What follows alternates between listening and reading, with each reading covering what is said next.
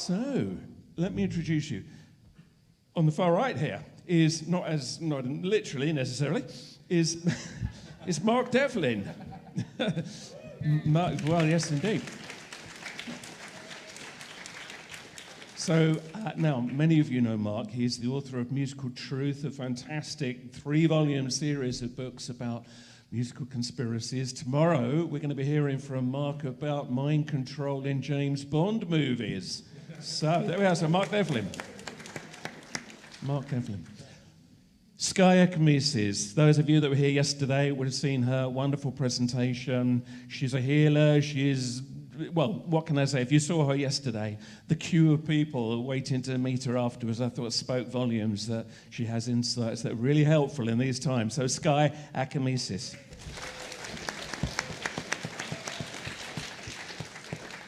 Over there we have Mr. Gary King. Gary's one of the best crop circle researchers that I know, so massive.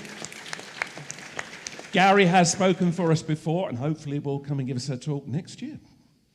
Here we have Nancy Polet. Now, if you went on the coach tour, how many people here went on the coach tour the other day? Oh, okay, so you know who Nancy is. She's another wonderful crop circle researcher. She's also very spiritual. Sekhmet is one of the big things we heard her speak about here a few years ago, and I believe she has some very interesting opinions. So, Nancy Polet. And if you were here last night, you would have seen this gentleman here, Torbz, doing a wonderful musical set. Torbz has spoken here before, and I dare say will again very soon. He is, you could say, a kind of a social justice warrior, but in a good way. Anyway, we'll find out, won't we? So, Torbz.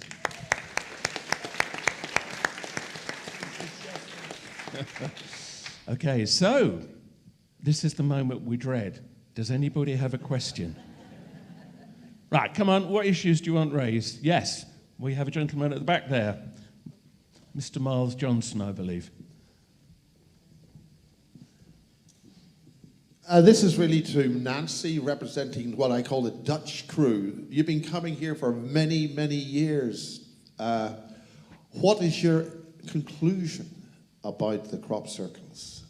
Not being a controversial question, but you lot from Holland have brought a huge input to this environment.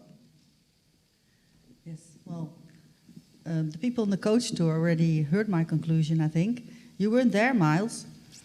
So, but my conclusion after all these years is that we're all part of the phenomenon. So I think it's ourselves. We're talking to ourselves. Crop circles are making us talk to ourselves. We're part of the phenomenon. That's, in my opinion. So there are many ways to see it. You can say it's alien. You can say it's Mother Earth. You can say it's the military. You can say it's Doug and Dave, or Doug and Dave that live now, or whatever. But I think, or host, whatever. But we think, after all these years, that it's the collective. So that's my conclusion. It's the collective. Is that okay? Okay. Yeah, very good. Would anybody else like to share? I know you asked that specifically of Nancy, but anybody else? What's your overview of crop circles in a nutshell? Go on, Gary. Come on. You of all people, you must have something to say here. Conclusion's a very difficult word. If you can talk closely. A little bit closer? Yeah. Okay. Thank you. Conclusion's a very difficult word. Hello, Miles. I don't think there are any conclusions really to be drawn, just more and more questions, and the more interesting questions that we can find, the more possibilities we have of discovery. And that's really it, isn't it? It's been my journey to try and think of more interesting questions about what this phenomenon has brought up. And as Andy's chapter in his new book points out, it brings up so many avenues that we can follow. And I've seen in myself and other researchers that we've gone off in different directions as a result of our interactions with the crop circles, whether that's been towards consciousness studies, or whether it's been towards conspiracies, or what the government and the media are portraying and telling lies about, or whether they're not telling lies. It enables us to look more closely at the human response to the phenomenon and the phenomenon itself. And I think those two things really have been, certainly over the last 25 years of my life, really, really enriching. Perfect. Anybody else all happy? We have a question here, I believe. Hello, everybody. I've forgotten the lady's name just in with the... Skylar, Yeah, or Sky. Yeah, Skylar, you were talking yesterday, and I was just wondering about dyslexia, and I've got Mears-Ehren's. How you... I'm not saying I want to combat it, but it is a difficulty, you know, in life, I find, but that I have heard people more creative if they've got it. And I just, you know, what you were saying yesterday about it. Okay, so dyslexia and all kinds of different abilities, not disabilities, right? And I'm dyslexic and dysgraphic, so this comes from nothing resembling a high horse. It's on a spectrum, so it's never just one answer. And the body and your mind is so incredibly clever that we adapt. And the way that the mind responds to any kind of damage to our neurology is creativity, is imagination. And I think it's a genius level of imagination, which is why so many people that have dyslexia or dysgraphia, we're forced to work with the images that come straight from our subconscious mind and from the divine and from the universe. And that, I think, creates a different level of language because we go beyond the written word and we actually have to connect with the images that are coming, which creates this insane creativity, but also this, you know, like when you're channeling or when you're getting information, it's so incredible when you're receiving it, but then communicating it and you're like, what? How do I put that into words? And I think that's why we struggle. Looking at you and your energy, there's definitely some heavy metal poisoning going on from when you were a kid. They're showing me some kind of dental trauma. So I would have a look at what happened when you were a kid and what you had removed or what you had added. And there's also very strong beliefs that you will lose your gifts if it heals. So I would work on the fact that you can keep your gifts and undo whatever trauma it was that put you on the road to becoming who you are. Yeah. Some of you may remember some years ago we had a talk about toxic dentistry, and it was really interesting what dentistry can do to you if they put the wrong thing in you. So yeah, really fascinating. Everybody happy? Right, we have a gentleman at the back I can see. If you can just wait for the mic, it's on its way to you. Helen's getting some exercise there. Here she comes. Thanks. A question for Mark. The last 2 years, the number of sort of rebels speaking out in the music industry has been absolutely deafening by its silence, as obviously you know yourself, with the exception, fair play, of the most unlikely of heroes we've seen. Do you think there's maybe 1 million unlikely heroes in the music scene desperately ready to start speaking and standing up, or is it as rotten as it looks from the outside? I think there have to be many who would like to speak out but are stifled from doing so. Just the natural gift of a conscience that we have as part of our innate humanity has to be present in many of these music makers. Clearly, many of them have taken a satanic route, and you know they've been completely corrupted and debased by the industry, such is the true nature of it. But I feel there have to be some whose consciences are bothering them greatly. And we've seen a few speak out, as you say, not many. It's been pretty pathetic, really. Van Morrison, Ian Brown, Right Said Fred, the most unlikely names in some cases, but not many others. And so it becomes all the more commendable for those who have spoken out, and I feel that that's their conscience spurring them on to do so. But yeah, I think there are many others who would feel trapped by the industry that they're in, and they feel that there would be a threat to their career, their salary, or possibly even their life, their personal safety if they speak out. I think that's got to be the case, and it's a shame, but unfortunately that's the dynamic we're dealing with the music industry and the controlled nature of it. Got something to add as well? Yes, Torbz, please do. Yeah, interesting, really interesting, because I think there's a lot of musicians like myself who have avoided the music industry because you see the follies and you see that there's this sort of proportional relationship between how much exposure you have and what it is that you're actually saying. as you're doing it. And I think a lot of people who are already in that position of having a lot of exposure are very nervous to rock the boat, because it just can mean potential destruction of everything they've known, lifestyle, etc. So the internet and the YouTube phenomena and all that's kind of individualistic. Look at me trying to get views, likes, and all that thing. You know, I watch that evolve, grow and evolve, and you see how it becomes a different game. And again, it's all about numbers and money. And so I've never really found a satisfactory mechanism to put myself out there thinking, is it about the money? No, actually, in the end of it, it's just for the love of singing and playing the music and the message, because ultimately, you know, I've been writing political songs since I was 19 in some way, like emotionally political or, you know, geopolitical or whatever. But it is the perfect instrument and mechanism to convey important messages. And there are great artists out there singing directly about the things they need to be singing about. But of course, you ain't going to see them on BBC or anywhere else that is mainstream, because they don't want that stuff to come out. So, yeah. That's that. Okay, well, thank you very much. Very interesting. I have a gentleman here. Andy, you said earlier that suppressing views doesn't make them go away, but I'm just thinking that maybe after 20 or 30 years it does. I mean, I'm 50 now, and I would say in my lifetime there seems to be a 20-year gap between you can't say X on the BBC to, in fact, you stop hearing X being said even in private. And I find that a bit worrying, because even like 15, 20 years ago, someone like John Ronson, whatever you think of him, would have dealt with some of the topics we deal with here on Channel 4. But that sort of thing doesn't get made anymore. And so do you think after 20 or 30 years, suppressing views does make things go away?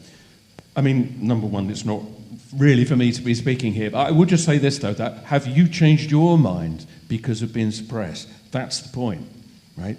That we can be suppressed, but does it make you think, oh, yeah, the mainstream must be right? I don't know anyone that's ever done that. Mark, have you got anything to say about that at all? I mean, do you think suppression does make it go away? I know they'd love to hope that in the long run it will, but what do you think? Well, I wonder what those who are censoring free speech think is the best that's going to happen. Do they think that people who have been deplatformed or shut down, such as I have, are just going to go, oh, well, I'll just give up then? It has the opposite effect. Those of us with a tenacious spirit, such as those of us in this room, are only going to want to try all the harder to get our message out, and we're going to find new, inventive ways of getting it out there no matter what. It only makes us more determined. Certainly the case with me and many people that I know. So it has a counter effect. Because Nancy, I mean, you've been sort of more vocal in your views, haven't you, recently, about sort of truth issues as well as crop circles. Have you got a feeling about that? Have you been suppressed, and if so, will it work? No. Fortunately, we have not been suppressed yet. It can happen in Holland also. Roland has been punished by Facebook one time. Since I'm on Facebook, nobody has punished me, not yet. But we've been demonstrating since the beginning of this year, going to every demonstration that we could go to in Holland, with the yellow umbrellas, and kicking around and just speaking to all these people that are for and are imprisoned even in Holland because of free speech. So we have I don't know if you have that in England. I don't know if people are imprisoned because they say you should have free speech. In Holland, you're put into prison immediately. Yeah. Okay. So, and I'm in touch with lawyers of one of the men that's been imprisoned, and he's been imprisoned twice now, I think. Yeah. We're in touch, and because I also studied law, I said to him, well, please, I will help. I want to help you. I'm also part of a group in Amsterdam that wants to go. I don't know if it will work. I'm not into politics, but they will. They think they can get free speech up again from being into politics and creeping in there and making sure that political figures will be on their side. And I'm just saying, well, I studied law. I can help you if you have a procedure or something. I'm not going into politics, but I can help you. And that's the only thing. And it's a big thing in Holland now, the free speech, because we've lost it. Thank you. Anybody else want to share anything? Were you happy? Yes, Sky? Oh, thanks, Mark. I think, okay, so this is going to be a hard one to say. I do think suppression works, and I think that there are millions of children and adults dying needlessly because the voices of people, particularly in my If you work, hold the microphone a little bit nearer. particularly in my work and in the medical system, because they just don't have access to and are prosecuted for, especially trying alternative methods with their own family members, with their own children. The number of people that I've met where they suggest, basic nutritional methods, and they have their children taken away, or they get accused of child neglect or child abuse. Just, deciding what your child's health is going to be. I must have had 20 or 30 more letters just around vaccinations with my son, never mind everything else. And if you don't understand the risks, even when I gave birth to my son, they forced me to wear a mask. And I'm a very strong person, right? And every 2 minutes they want to take him away to do things that they wanted to do. So I do think that it works. If it didn't work, I don't think they'd be doing it. Do I think it will stop us? No. But I honestly think, and hate me for this if you need to, I think our generation needs to be stronger. Absolutely. I think that the moment that something bad happens to us, we start feeling self-pity and we want to crawl under a rock and we don't want to do it anymore, and we think life isn't fair, and life hasn't been fair for any generation on the planet. And our ancestors didn't give us the rights that we have by hiding or by, saying it's not fair, I'm going to give up. If the suffragettes had said that, if Martin Luther King had said that, if Gandhi had said that. And I think in our generation, we're looking at the biggest suppression of medical emancipation I have ever seen in all of my lifetimes. And guys, I've had a lot of lives. So, sorry. So I don't think it will ever stop us, but do I think we could save a lot of lives and that humanity could have a much easier time in every direction, whether it's through suppressing real masculinity, which is the right to protect and serve the planet and mankind, whether it's denying us our own medical freedoms, whether it's stopping us from exploring the true multiverse and the full extent of our divine power.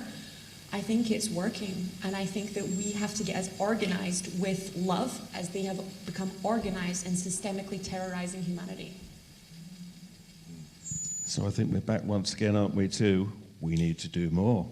Did you want to share something, Torbz? Yeah, I had this you covered a lot there and really pertinent stuff, and what came up for me was what we've lost is that divine connection, the connection to the divine, and for me, I see that as both a spiritual, emotional journey and a cause and effect practical journey too. And one of the things that's helped me to unfold that spiritual aspect and that connection to the divine is to also look at the reflection in the mechanical, physical world of how we've developed our systems of law and the fundamental aspects of law, like natural law and the principles of natural law that pervade through life and are inescapable, is essentially reflected in things like law, because it is a connection to the divine that we initially have, and then somebody took that natural claim and stole it from us, and in a practical sense as much as a spiritual one. So it was kind of like it evoked this sense of that we all need to come back to the root of our own connection to the divine, of how we understand what the divine is and how it can resonate through us, and then that flowers out into all of the practical aspects that they essentially set up for humanity to then sell to us as a solution and a way of life. And we all went, yeah, it looks really pretty and sparkly, let's have a bit of that. And then realized that, they then turned around at the end of the industrial age and went, well, you guys have destroyed the planet with all of your greed. And it's sort of like, even though they'd sold it and packaged it to us in the first place, so they've it's one of the ways in which they stole our divinity or our opportunity to stay in touch with the divine, by creating these mechanisms and distractions and things that were really always embedded in the fact that we are all connected to the divine. That is represented in law, it's represented in natural law. So it was like, yeah, maybe we could find a way back to the foundation principles of existence and work and grow out from there, because that's such a solid place to start from. And yeah, there are now practical realities to that divine connection. It's sort of like you can separate yourself from the slave system. You can get your soul back from those who stole it. And yeah, that came up for me. I think what you're describing is true, but I also think that this idea that we've been sold from the spiritual community, that if you're spiritual, love is a passive thing. And love is not a passive thing. Whereas when you see fear, right now it's an active thing. It's so active that it's funded by the government. It's funded by the medical system. And we, for the first time, I believe, in history, have the ability to organize and to create systems.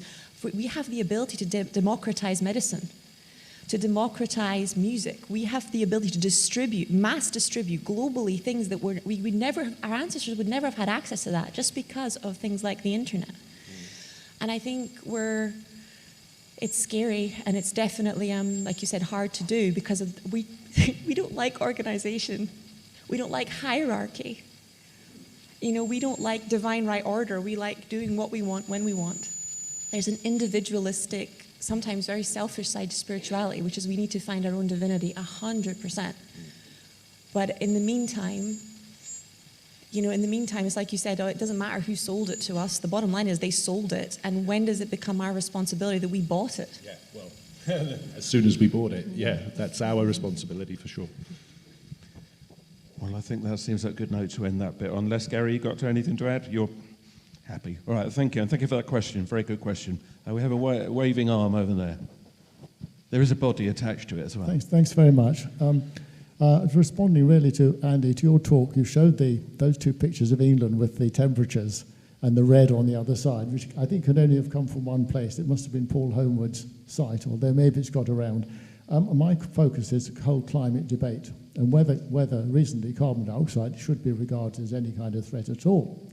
Now, the point is nobody really wants to engage with this debate, partly because it's very technical. You need to have certain scientific background. Do I get into a question? Give me a chance. And your question is? Yes. The question is, to all the debate, Andy, I think you're very brave, touching even on the climate debate, because it's very easy to be shot down and say, well, of course we've got to save the planet, of course it's so ridiculous. But when you've studied it over a period of years, you've seen the lies and exaggerations have been promoted by people like the world's most honest man, David Attenborough, pretending that all the walruses and polar bears are dying. You understand, actually, this is part of the same thing we're all talking about. It's a fear narrative designed to make us fear technology and scientists. And what's happened recently, and the reason for mentioning this is because at last we've spotted in small print in an article that's been put forward that our ability to travel should now be limited, not in terms of use of fossil fuels, but in terms of how far we go.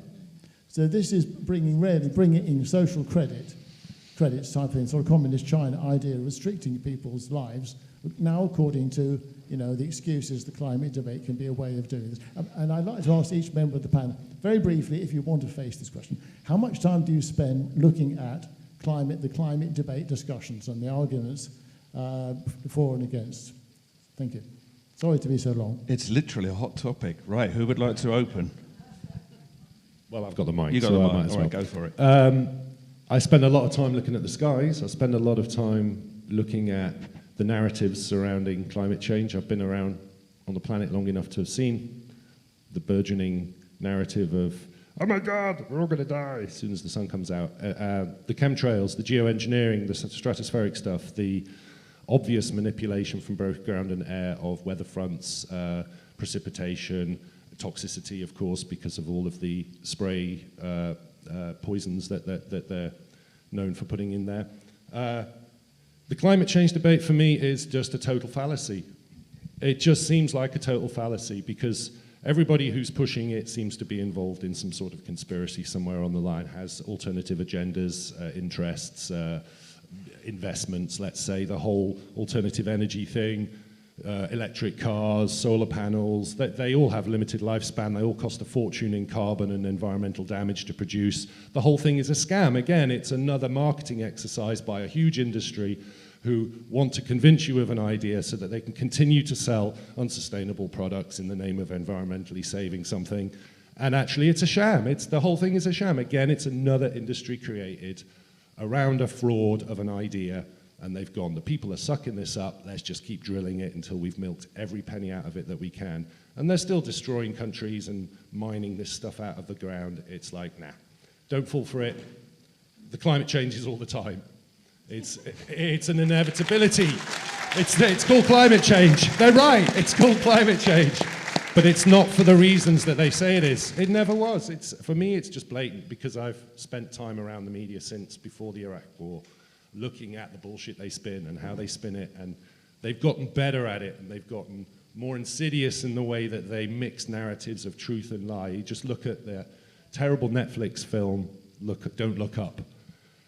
I was just in like some kind of apoplectic shock at how they've managed to twist all of the truth and the lies, and it was basically all these famous Hollywood stars standing in front of you singing, going, we fooled you, you're still going for it. And it's like, oh my God, this is, it's advanced mind control. It's like we get lost in the sea of information, and I just kind of follow my intuition on that, and then look at the facts and really actually. But how do you really feel about it? I love Bill Gates. Nancy? Well, I agree with you. 95% of your answer, because one of our good friends is Klaas van Egmond. You know, the professor that did all the research in the crop circles also, but he was also from the Dutch Center of, you said it this week, environmental. Sorry. Environmental Assessment Agency. Okay. And he was asked by our Prime Minister to do this job and to make search for things, proof that there was either climate change or not. And he said, well, there's a little part that we're contributing as humans now, just a little part. The rest of it, of course, is like you said, it's been there always. Yeah, it will be there always. But there's some things that we are able to not do, and it won't go that bad. And that's what our friend is always put in his books, told us when we were here in the pubs or in the crop circle. He was always telling that to us, and I think he's right. He studied it. His whole life he was working for the government. He still is, but he's retired now. But he's still working for him, and still his opinion doesn't change. And we think, well, we accepted his opinion. That's it.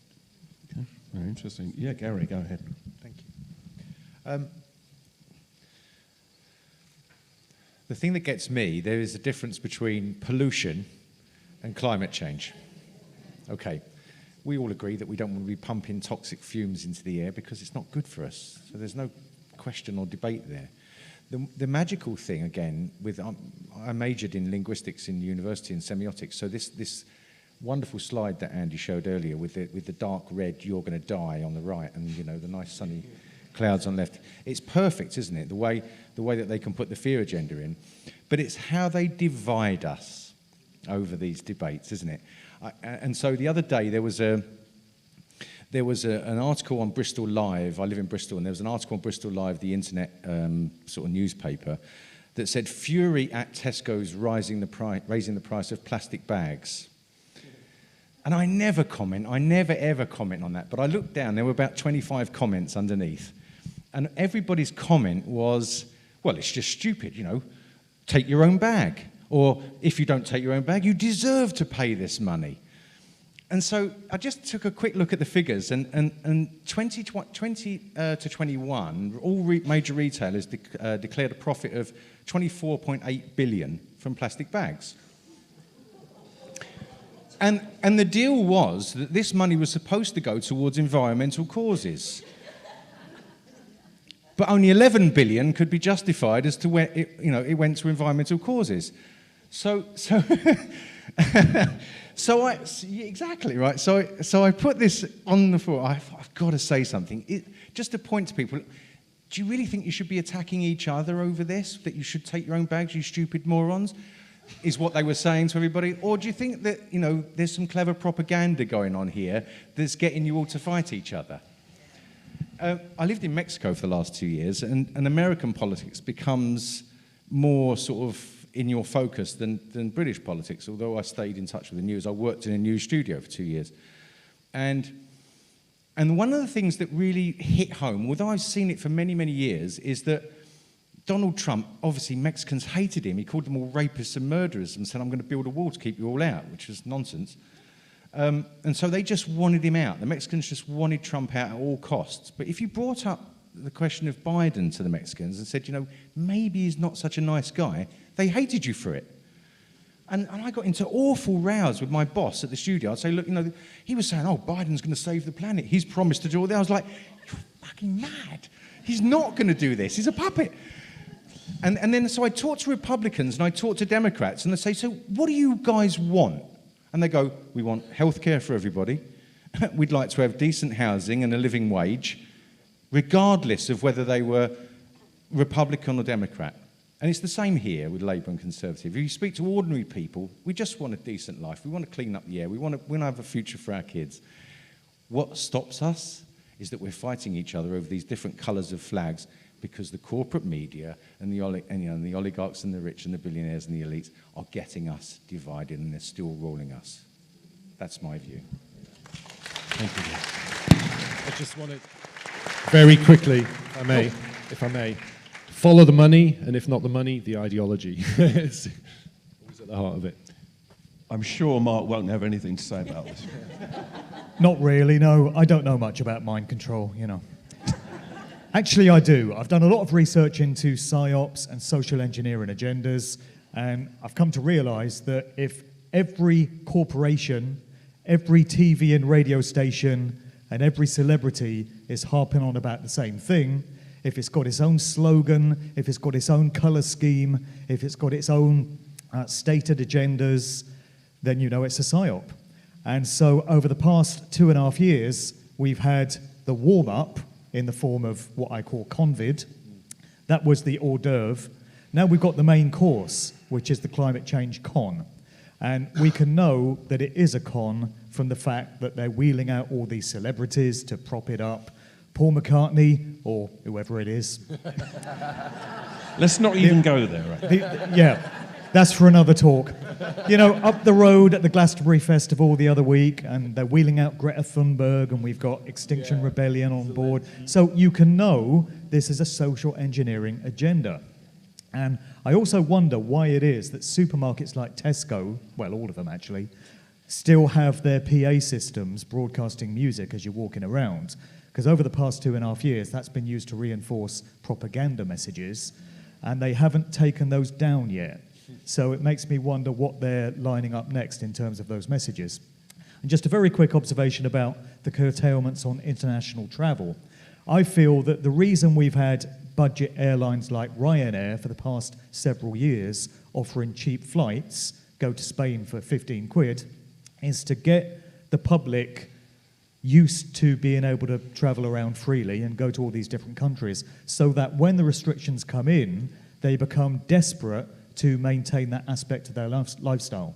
So if that involves taking an arms spear passport to go abroad, or if that involves signing up for some kind of social credit system and earning points to be able to go on your holiday to Benidorm, then people are going to want to do that because they've been slowly conditioned through these budget airlines to want that. It was all planned, it was all known to be coming, and all these corporations worked together on it.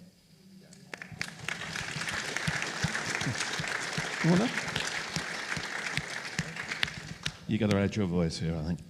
The only thing I'm going to contribute is that from a medical intuitive perspective, one of the biggest things that affects our health is toxins. And not just from, the sky and from the vegetables and from the earth, but from the constant negativity that we get from, TV and stuff like that. I 100% think that they are controlling the weather and our systems, and that means they're controlling the plants. And they're also controlling, because where the nutrition for the earth comes from and where the nutrition for us comes from, and how those plants respond to the chemicals that are being pumped into the atmosphere, into the sky, it makes us kind of the guinea pig, going on. Do I think that they, like you said, look, climate change is real? No, I think climate change has always happened. Do I think we have a deep, profound responsibility to not just know that it's an attack and to start mending things before it gets a bit, too out of control. Because we're completely dependent on plants and bees and insects, and they are getting deeply affected by the experiment we're in, whether they call it climate change or not. Nature is telling us something needs to change. So I would say that exactly what you've all said is that the conversation is dividing us, and we have a huge task as how do we repair the natural world. That's a very different conversation than is the world going to end, or are we going to have a climate change? It's how do we protect nature from the crazy people who think they have a right to change the weather. And I'm a psychic, guys. I know how to change the weather. I can sit outside and make the clouds disappear. I'm pretty sure most of the people on the stage can too, right? Right? It's just consciousness. I'm going to hire her next time it's cloudy. But much like Gandalf, when the hobbits are going, "Can you make it stop raining?" I'm like, no, I'm not messing with it. There's a reason and a time, and things are happening. And unless I have to for a bigger purpose, I'm not touching the weather. That's not what's happening, on a global basis. And there are major consequences, famines, and happening in countries that do not deserve it, just because of political agendas. And that is not climate change. That's climate corruption. Thank you very much. Well, I think we'll leave that one there because we're running out of time, if that's all right. We have a gentleman I can see there with a hand up, right at the back. And one over. All right, well, we'll do that gentleman first, then we'll come to the other person. Thank you. Hello. I'm not normal. That's why you're here. I mean, come on. I've discovered that more so over the last 2.5 years. Fractured relationships with friends and families over having a different point of view to most people. What's that has led me to go into my local park in Oxford, University Parks, where I'm a part of a Stand in the Park group. We've been as many as 30, as little as 6. We had 13 last Sunday. And over the last couple of years, particularly the last year, I think, the relationships I've developed with these new people who I never knew before, I didn't know any of them more than 2 years ago, have replaced a lot of what I thought were good relationships, good friends and family, solid relationships, and they've been absolutely superb. It's supposed to be between 10 and 11. We can stand there as much as 4 hours. We usually at least 2 or 3 hours, and we talk and talk and talk about the kind of stuff that comes down here. And you can talk about anything. Everyone's open to it. Nobody puts anybody down, and it's marvellous.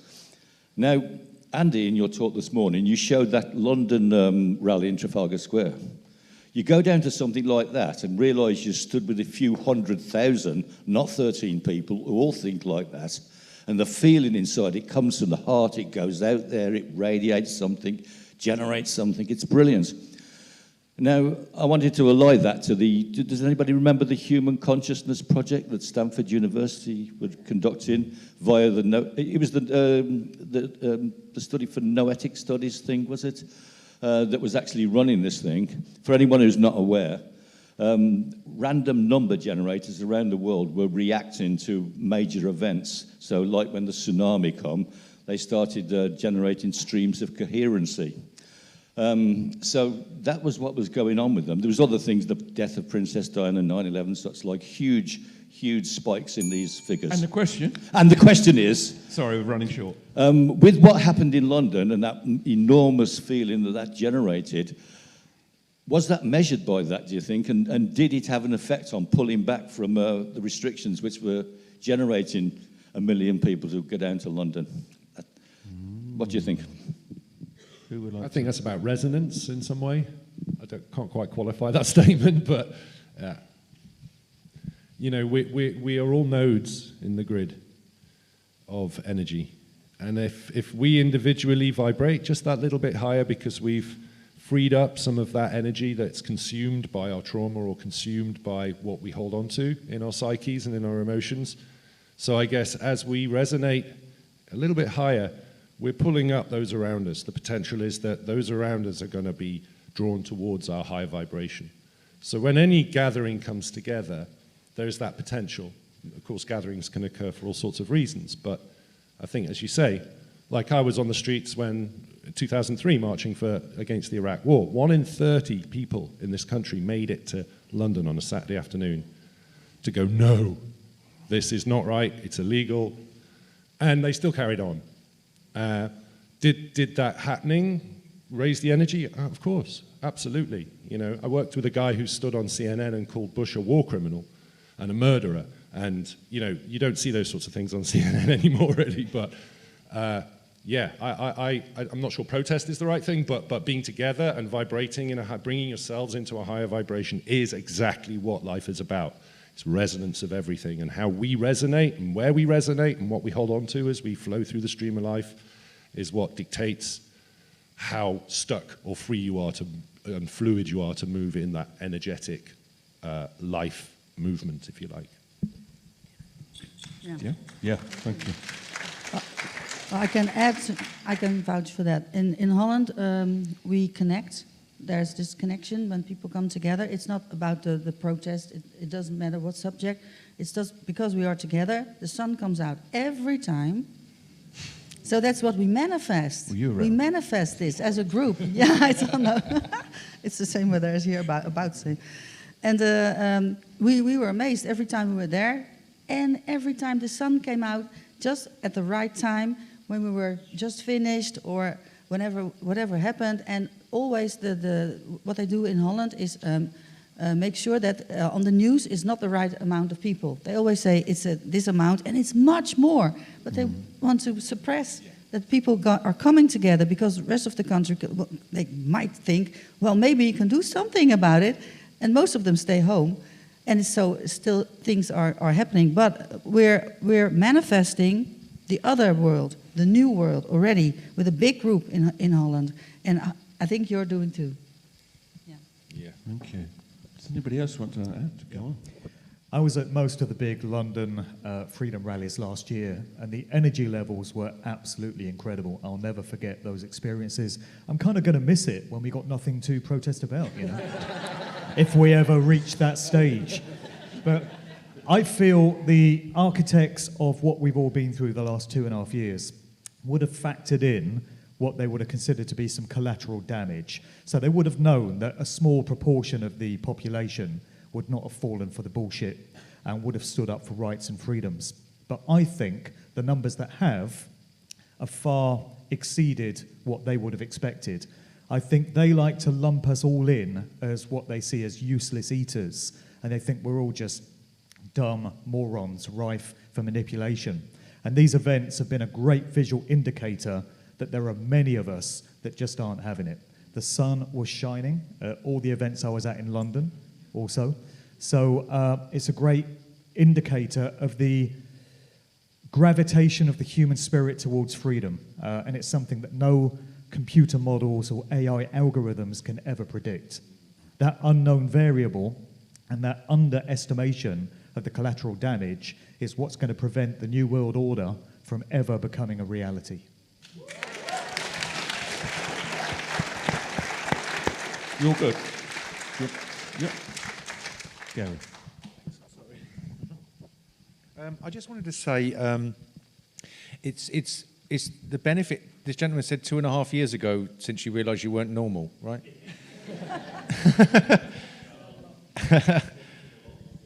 Probably, yeah. Difficult to get an exact date. One of the things is it immediately generates an other. It sort of echoes on what I said earlier about dividing us, isn't it? It's a problem because then all of a sudden we realise all the stuff we bought into all our lives has all been bullshit, and that there's another story. And then when we try to tell other people it, we immediately get labelled as this kind of crazy one.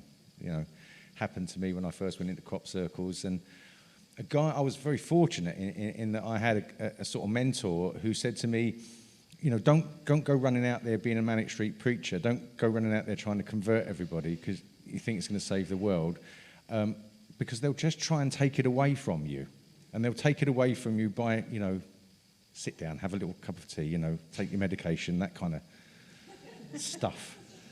And so it comes back to how do we find a way to coming together at these sorts of events. For me, even though I've been doing this stuff for 25 years and looked at all aspects of these narratives we've been told that aren't true, and that you see them so clearly when you see the media and you see daily lives and see what people's attitudes are towards each other, I constantly keep coming back to how do we end that? How do we unite us all back together again?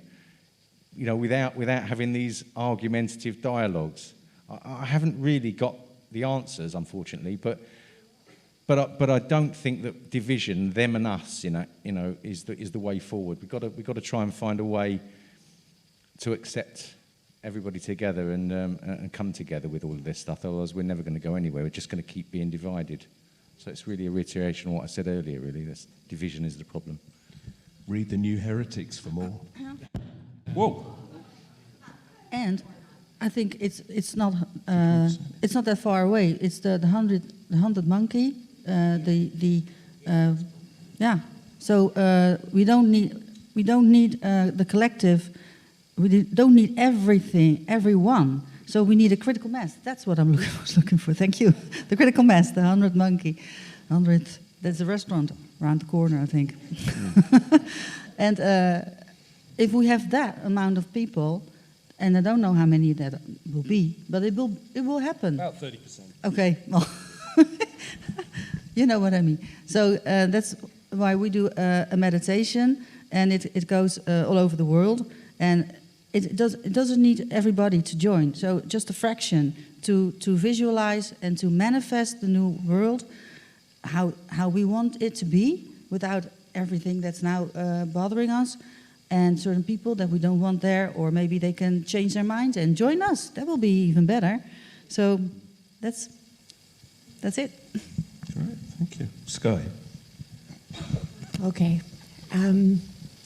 So I believe, who here loves the ocean? Right, so I had this, my husband will tell you, I am the biggest avoider on the planet, right? If there's an argument, I'm hiding under the couch. Like, we will go there if we have to, but I like to avoid difficult things. And one of my lessons in life was that, I remember one of my guides saying to me, do you like the ocean? And I was like, yes. It's like, do you like the waves? And I was like, yes. And it's like, well, they are a manifestation of conflict. And that tension is a creative force.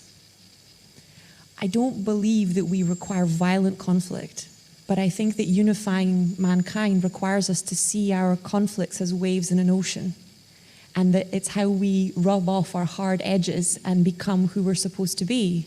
Because even those that we fear the most, or that are the most different from us, show us mirrors of parts of ourselves that we've not been able to heal or forgive or work through in some way. Resonance is an incredible thing. You know, the butterfly effect, where there's a storm in one part of the world because someone beat its wings somewhere else. It's a power, I think, that we haven't fully tapped into, that I think we really could create community. And I think you especially, there's something really deep in me. You're in a very special position when it comes to uniting people. I think you've got a lot of trust in ways that a lot of people don't. There's a force over there going on. But I think we've lost hope. And there's a very good hope. I can't remember the name of the second name of the woman, but the book is called Hope in the Dark. And it's about remembering that we have so much, not just power, but divine power than we realize. And stepping from that, conditional power that's so normal in mankind into the unconditional divine power that's within us. But the word community has the word communion in it, and I do think we have the power to unite.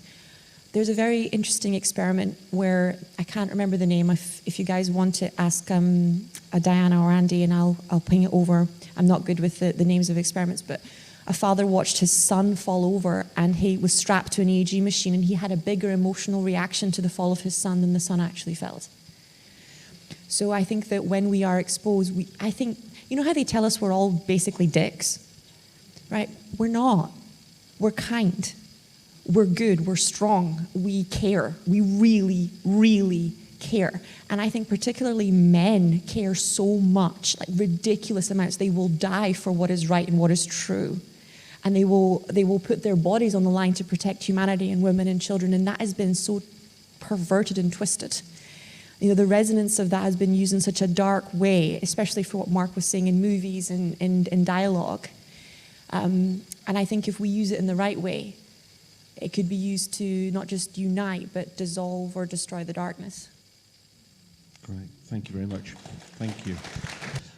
As a brief practical answer also to what you asked, if you go onto the Global Consciousness website, and I can't remember, it's something like Noosphere or something, if it's still running, it shows you the everyday readings of all the random number generators around the world reacting to events, and there will be the data I think you're looking for. So look it up, the Global Consciousness Project.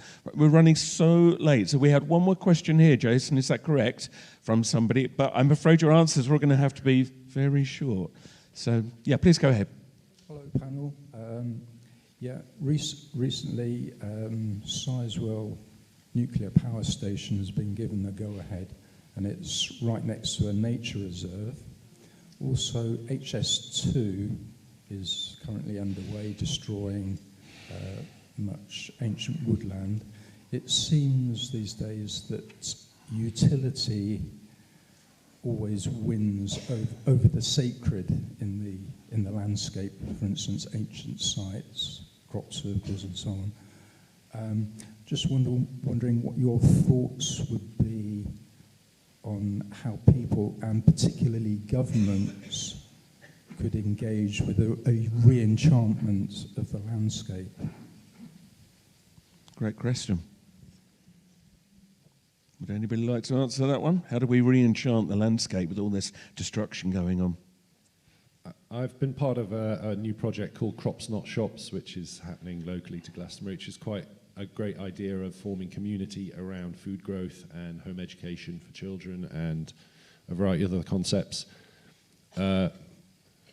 Making people aware again of the core aspects of our existence, bringing the children back to the land, bringing the children back to the food production, bringing them back to themselves, deschooling them. You know, I'm talking about children in this instance, obviously. That's one way. Re-enchant yourself, your connection to the land, re-enchant. You know, it starts with you. It's not up to any government or any other group to sort this out. It's for each individual to find their own re-enchantment with nature, because when you're re-enchanted with nature, you're going to protect it. And if you're not, if you're disconnected from it, then you're going to keep doing whatever it is that you do to not be in connection with nature. So, yeah. True. We have a Dutch newspaper, and I saw some that looked like it. It's called The Light over here. Yeah. And in Holland we have the Andere Krant, the other paper, and it's much about free speech and all these things, and very angry farmers at the moment in Holland, very angry. And we know a lot of farmers, but they're really obstructing the roads and doing all kinds of stuff. But Holland, the people are really understanding the farmers, because we don't like the politics that are playing now. The farmers are being played by. It's all about they want to lessen the amount of farmers, and the farmers are saying, well, if we you need us. So if we disappear, there's no food, there's no beer.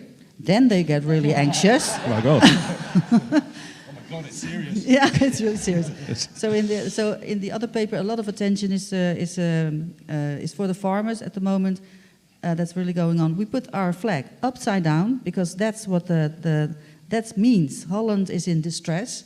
There's something going on in Holland, so we put our flag upside down, and that's the sign for the well. Most people don't understand, but a lot of people do. And of course, it always is also a big thing in Holland to grow your own vegetables, to prepare for whatever comes. But we still need the farmers because they were there first, and it's their land. So that's... Anybody else? Yeah, Russell Brand did something recently with Vandana Shiva about the protesters of farmers in Sri Lanka. And she made a brilliant, she speaks so well. She said about our relationship to the farmers, and that, you know, the corporate media, again, is painting these people as nuisances because they want to, you know, not be beholden to the World Trade Organization's rules, which were written by Monsanto, they admitted it, which give them the rights over all of the land to pollute it with pesticides and do all of the things that they want to do. And the farmers are saying, look, we just want to take back this sacred relationship where we grow the food and we keep everybody healthy. And so Vandana Shiva said this wonderful thing when she said, we need to say to these farmers that we're not going to punish you, we're going to stand with you. Because what you're saying, science tells us this, ancient spirituality tells us this, and life itself teaches us this. This relationship to our food, and we know that the governments have written legislation which allows toxic food to be fed to us, which causes 75% of known illnesses. They fudge the rules. And so getting back to this sort of natural way, there was no such thing as organic in the 1950s, was there? Because it hadn't been invented yet. It was all organic. We just need to realise these things, and these farmers' protests that are coming up in Sri Lanka and in Holland as well. These are indications that something's shaking, and I see it as an opportunity for us to stand together with them. Thank you. Do you want to add? Or are you happy? Oh, the food. We've got 2 minutes. Seconds. Okay. Right. So I think, I'm going to go with Marianne Williamson on this and say that I think we have to make love a social and political force. I think that particularly when it comes to, the war trade, the things like, nuclear bombs, where they're literally dunking nuclear stuff at the bottom of the ocean, which is destroying the food chain from the inside out.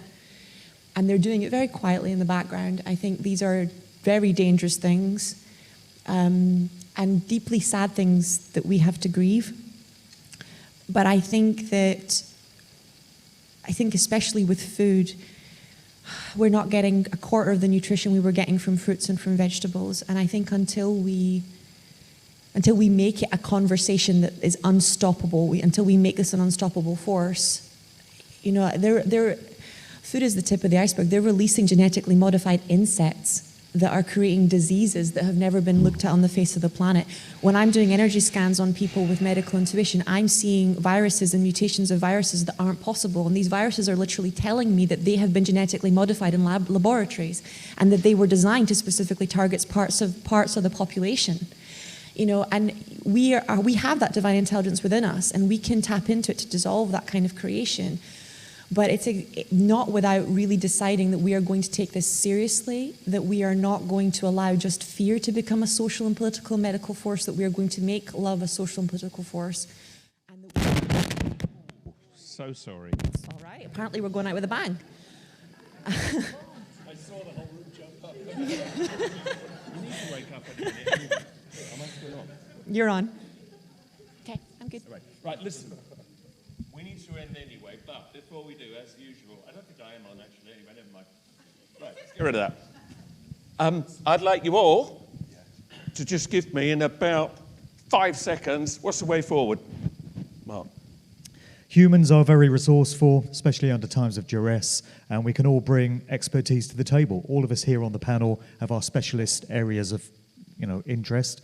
And when we bring all that together and bring the puzzle pieces together to put the big picture in place, solutions emerge. We just got to come together and all bring what we can.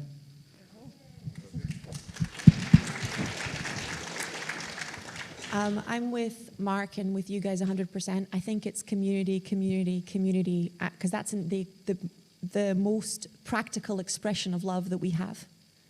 And I think it's kindness. Point blank, period. We have to make, like you said, healthcare, not wait for the government to do it. We have to make it that nobody in our town is going hungry. Nobody in our town is going sick. Nobody in our town is so lonely that they have to call a helpline in the middle of the night. We're living next to each other. We are talking to each other. We don't have to wait for someone else to make the movement happen. Kind of the time is now, sort of thing. Thank you. Every story you hear is a story that you can take for yourself or you can leave. What's your reality? What's your truth? How much of other people's fiction have you accepted as your reality? So open your mind, free your mind, open your heart, free your heart. Let love flow. Consciousness is love. God is love. The divine is love. And consciousness in action. Wisdom is good information, good action, good thought put into good action. So we've got good information. Our heads, thank God, are working. It's time to put good action. Well, you'll put wisdom into place. Show that you have thought about it and that you've got the good information and that you're doing something that reflects that knowledge and that information, and that we all have that capacity for critical thinking and free thinking. Let's stick with that, because that's working.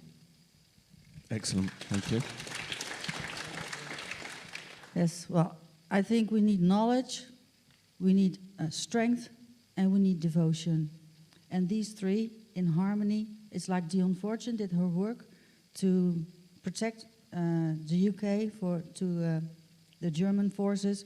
I think when people are imbalanced, when they have these three things in balance, you're a balanced person, you can help other people when you have strength, knowledge, and devotion.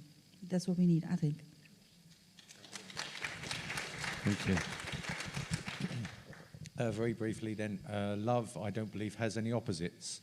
I think that we've been ruled by the head for too long, and that's been the leader, and really it should be the servant of the heart, and that the heart is the one that should really recognise that the separateness between us is an illusion, and that there's much more sameness between all of us which could unite us all and bring us all back together and solve these problems that we have, which are really just small, but they're made to look much bigger than they are by the head. So let the heart come back and realise that love is the leader. Brilliant. Thank you, Gary. So before we thank the panel properly, it is lunchtime. We'll be back here at 2:30 for Patrick Henningsen, and if you want the powerful stuff, you want to be here for that. As ever, please do not leave anything in the room. If you do, it will be piled up at the front desk later, so take everything with you. But a big hand, please, for our panel. Thank you very much, guys. Thank you. You've all been amazing.